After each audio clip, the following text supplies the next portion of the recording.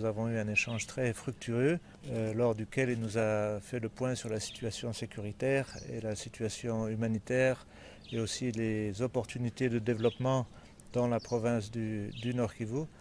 Il y a beaucoup d'efforts qui sont faits au niveau du gouvernement et au niveau des autorités provinciales pour ramener la sécurité et la stabilité dans la province. Il y a toujours cette préoccupation très particulière sur la question des ADF dans les zones autour de Beni, Lubero, etc. Donc c'est vraiment un phénomène assez unique, ces ADF au niveau de la RDC. Pour la communauté humanitaire, par exemple, c'est le seul groupe avec lequel les humanitaires n'ont pas de contact, parce que c'est un groupe qui ne cherche pas le contact.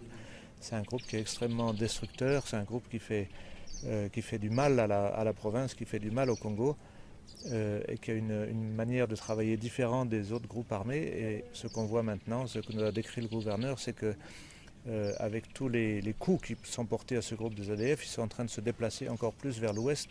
Et maintenant, ils arrivent dans les provinces des Owele ou Bawele Haute-Wele, voilà. Donc ça, c'est pas une bonne nouvelle pour le Haute-Wele.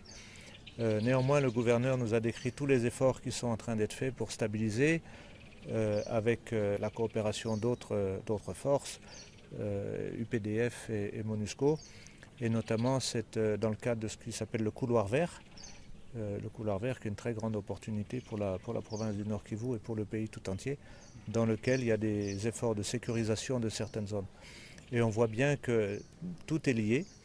Il faut le développement pour la sécurité, mais il faut la sécurité pour le développement. Donc les efforts de sécurité sont très très importants pour amener la stabilité, mais il faut aussi faire tous les efforts pour que les acteurs de développement investissent aussi dans la province malgré le niveau de risque élevé.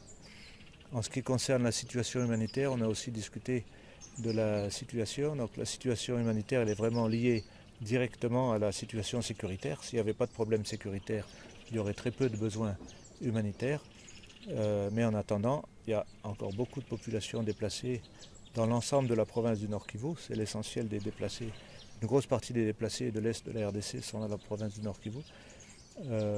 Et donc les acteurs humanitaires sont toujours présents sur le terrain, sont toujours à la tâche, travaillent de manière très étroite avec les autorités provinciales pour apporter de l'assistance à ces personnes, notamment les personnes déplacées.